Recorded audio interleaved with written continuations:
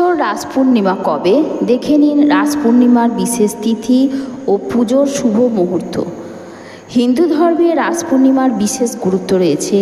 এই শরৎ পূর্ণিমাকে কোজাগরী পূর্ণিমা বা রাস পূর্ণিমা হিসেবে বলা হয়।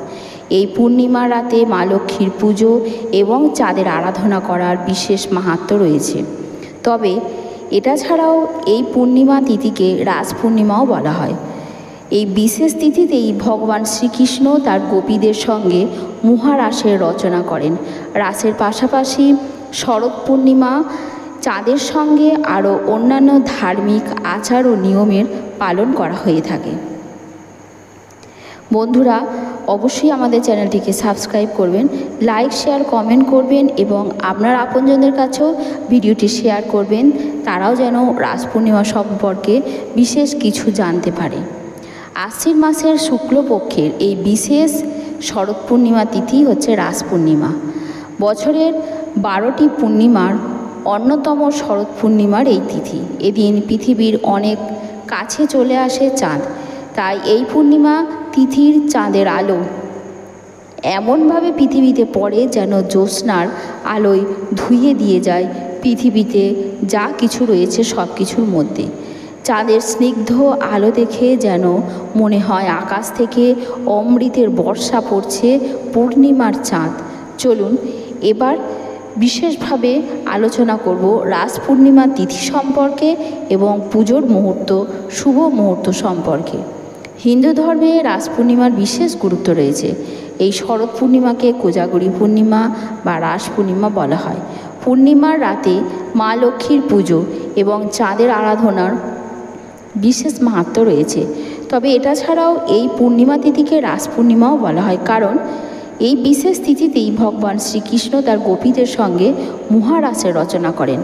রাসের পাশাপাশি শরৎ পূর্ণিমা চাঁদের সঙ্গে ধার্মিক আচার ও নিয়মের পালন করা হয়। এই দিনে পায়েস বানিয়ে ফিনফিনে কাপড় দিয়ে ঢেকে চাঁদকে অর্পণ করতে হয় প্রসাদ হিসেবে।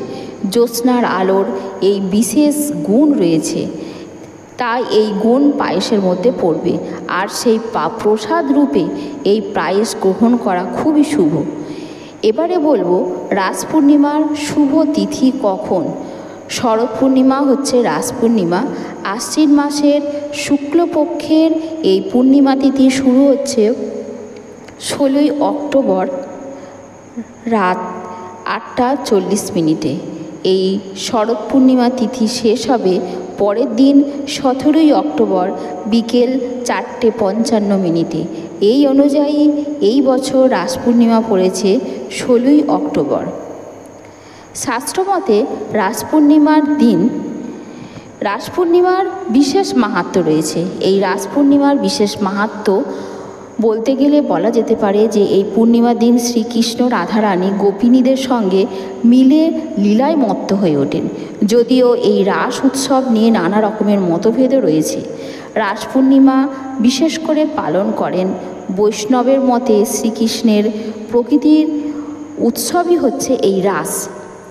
আবার অন্য মতে ঈশ্বরের সঙ্গে আত্মার মহামিলনই হলো রাস।